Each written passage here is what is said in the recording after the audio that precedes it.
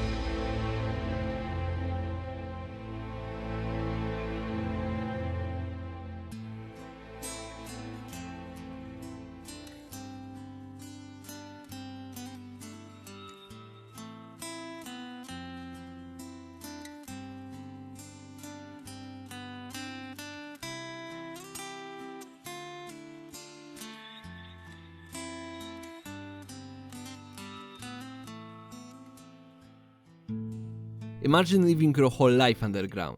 You never saw the sky, you never felt raindrops, never took a breath of fresh air, never saw plants or animals besides pigs, rats, and mutants. Your whole life revolves around the walls of the metro station, and that is the only place that you know.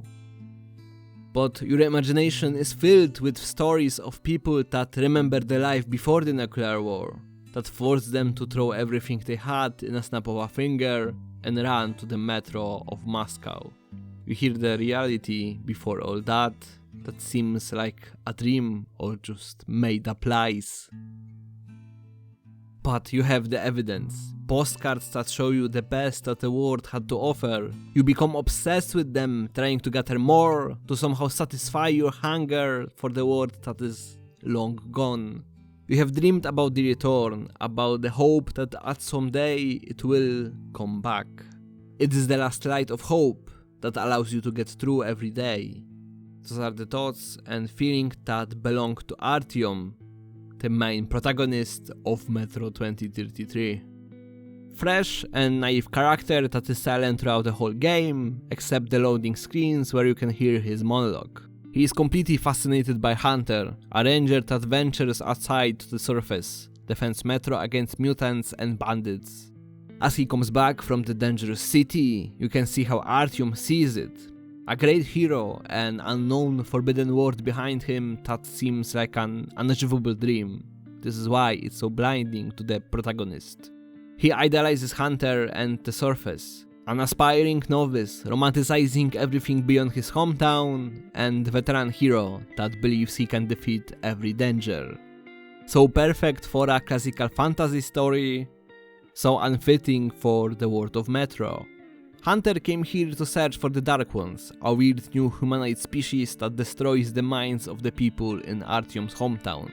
He asks Artyom to go to Polis, underground capital of Metro, to warn about the Dark Ones in case he doesn't come back, and then ventures deep into their territory to kill as many as he can. Which is very fitting for his character and also very stupid, because it doesn't solve anything, but you can say it is heroic. Artyom escapes the station the next day, and our adventure begins. The fact that he's a silent protagonist is perfect for our first adventure in this universe, where you can experience every single thing unfiltered by the context or perspective of the hero. We are just like him, an experienced person that never left his home station, so our first steps and our journey is also his. Just like in Skyrim, we feel the shell that is Artyom, we experience everything for the first time. That's why curiosity and desire to explore is so strong in Elder Scrolls games. That's why every single thing is much more interesting for us than, let's say, an experienced monster hunter.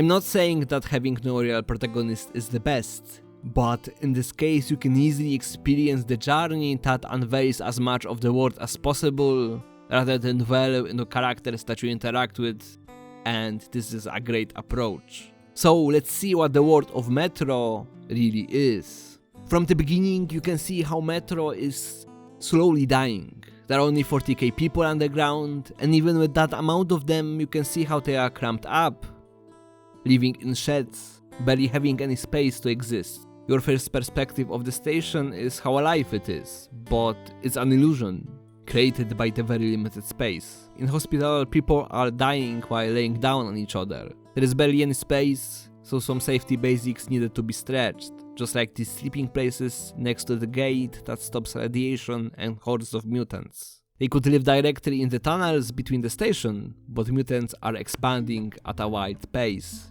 They are slowly taking out more and more stations, overrunning people and taking even more space. You can see scratches, cracks everywhere. Everyone mentions next tunnels buried because the mutants weakened the construction. Even places that have some sort of maintenance are filled with cracks and rust. Weapons that you use look more like made out of junk and a mix of different weapons.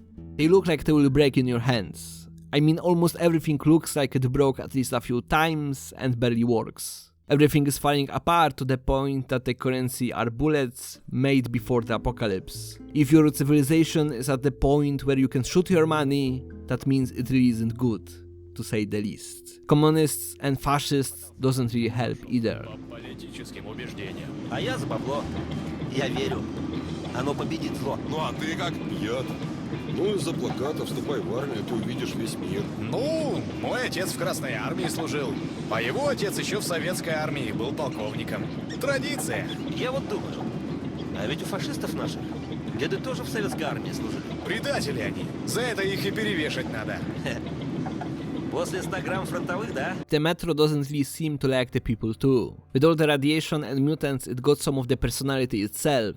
You stumble upon ghosts, projections of the past, and all kinds of weird anomalies that affect people. No one can really understand what they are, and you never really see anything that can fit into any pattern, so it always remains a mystery. They are suddenly appearing now, and no one can understand why. It seems that Moscow's metro, which was at the beginning well known to humans, is slowly becoming its own thing. The longer it takes, the more mysterious, unknown it becomes. Evolves into its own entity that serves no one but yourself, although it was built by humans, for humans. The more you delve into the metro, the more abstract things you see, from voices of the dead to literal ghost trains.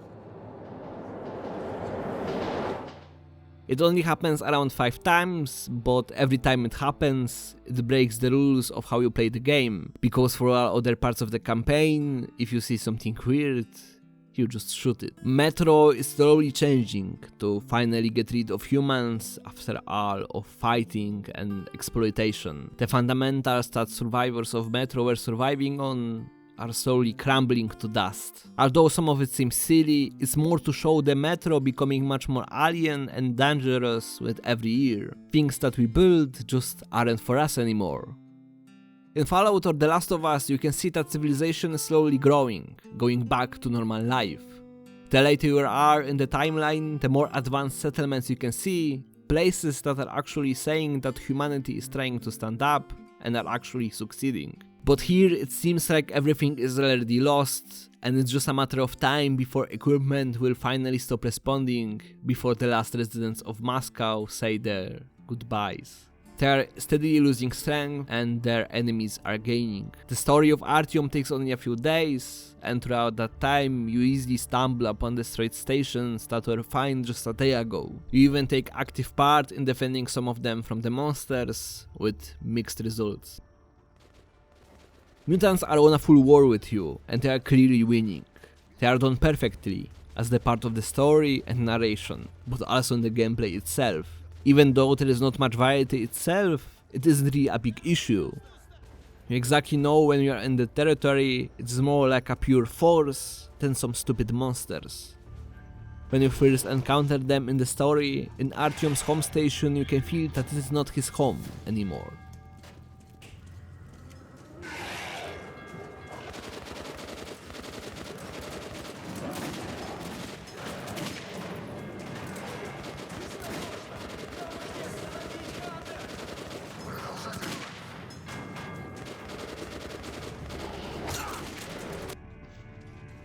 They can come from multiple points of interest, try to attack you using the shortest route.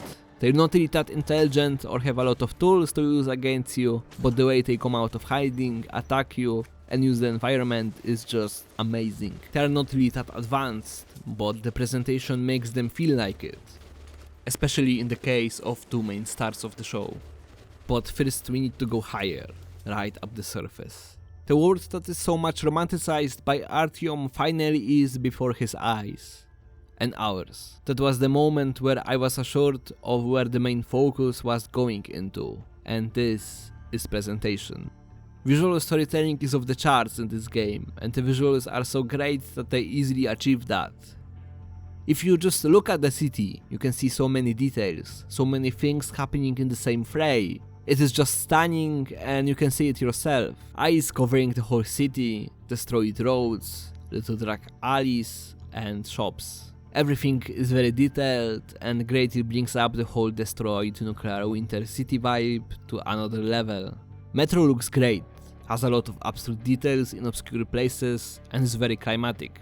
But after spending a long time in confined and dark, closed spaces, the surface seems like another world.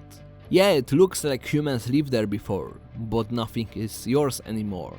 Buildings are filled with mutants, but you can't really stay outside either.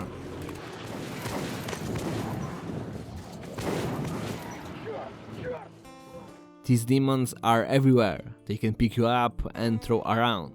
The first time you see them, they pick up a track, so for the entire game, I haven't shot a single bullet at them. They can be killed, but I didn't want to try. I never thought that it was possible until I looked it up. That is the power of good presentation. Every time you see them, you know you need to stay away. This is not your city anymore. But this cinematic feeling not only comes from the visuals, but also fighting. When I look at the footage to make this video, I thought I was looking at some E3 fake demo. Every shot looks great, every action seems like it is completely scripted. It is just mind-blowing how this game holds up when it comes to the artistic and visual design. When it comes to the gameplay, it is much more like a classic proper shooter, but presentation just takes it to another level. It looks much better than it actually is, and it is really fun to play. It's just weird to even describe how cinematic and visually stunning the shooting is. It seems like someone really took their time to perfect the animation and kick off the shooting weapons. They forgot to do the same about ragdolls, but you can have everything. So at some point, Artyom ventures into the library, and at the beginning you can see that something is not right. Most of it is covered in weird fleshy substance, the nugget things are hanging from the ceiling and can attack you. The history of mankind, our knowledge, is rotten and forgotten. The whole building looks close to breaking apart, and throughout the whole first sequence of the library, you are teased with weird human-like creatures spying on you. I mean, they show up shortly after, but as I said before, in Metro you always know when you are in mutant territory, but this is the first time that you are not attacked immediately. Most of the time they do not wait, so you know that something is up, that something is different, and then you meet the librarian.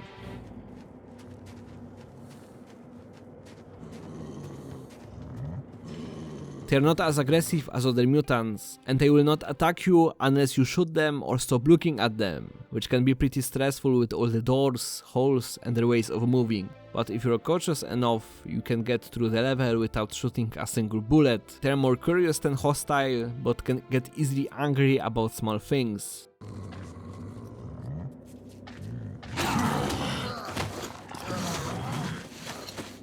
It is pretty ironic that the library is the most dangerous place in Metro. The whole place filled with knowledge that Artyom is so fascinated about is the spot he needs to escape as fast as he can before getting mauled. His objective is to get information on how to use rocket missiles to destroy the Dark Ones. There's all the knowledge he can take, and he chooses the one about distraction.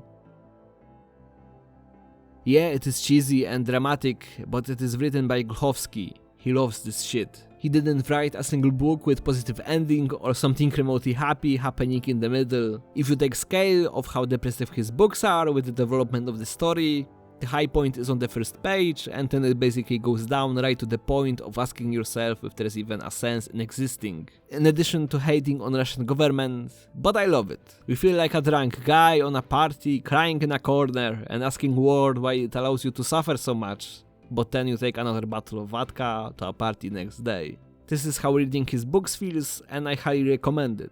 And he took a big part in development of this trilogy, so this is what you can expect while playing Metro series. And I must say that the games are the most happy things that he worked on. I think that someone from the writers in the studio stopped him and said that gamers have to feel sometimes good while experiencing the story. They can't always be on depressive rollercoaster, the gamers are not ready for it. I mean, that guy was right, gamers are not ready for this. But I would like to see a game where he has a complete creative freedom over the story. Okay, but back on the track. Dark Ones that are attacking Artyom's home station seems to be much more complicated than it seemed at the beginning. They send these weird visions from time to time, and there are hints of them helping Artyom during the journey. They want to communicate with him rather than killing, although you see Dying Hunter in one of them. During the vision sequences you can hear Hunter ordering you to kill them, and Dark Ones trying to tell you something. At the end you can find out that the Dark Ones are not hostile against humans, it is more explained in the book. Basically, they are an evolved race based on humans. How it happened is a mystery, but they know that we are their origins. They can survive the apocalypse and basically start a new civilization.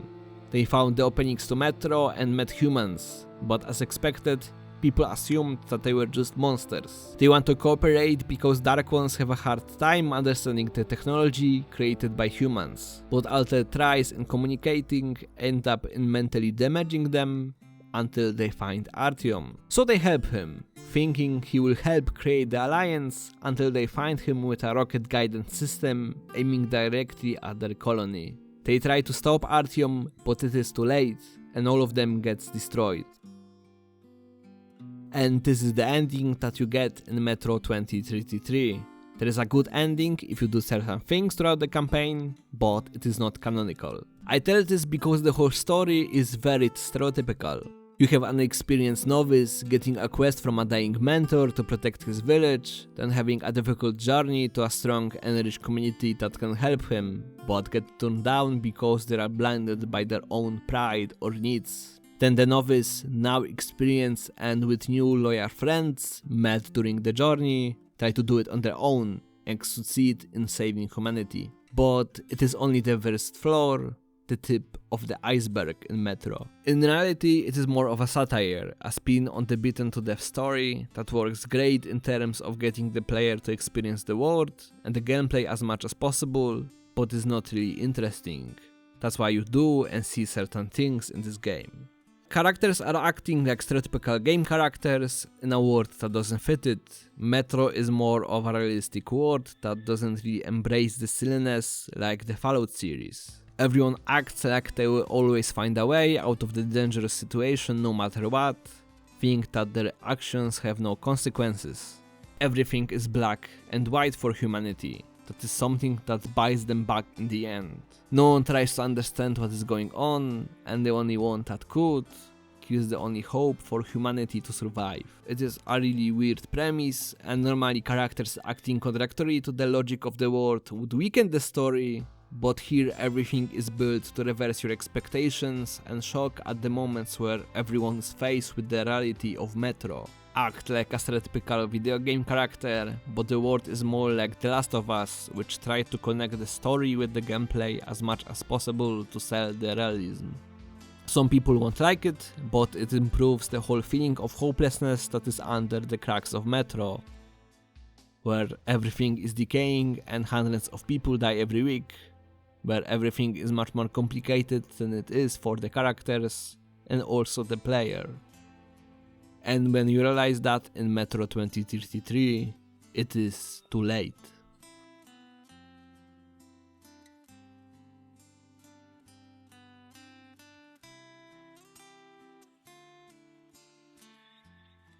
If you liked the video, please leave a like and subscribe, it really matters to me as I am just beginning. If you have something to say or have your own opinion, please share it in the comments. Thank you for watching and goodbye.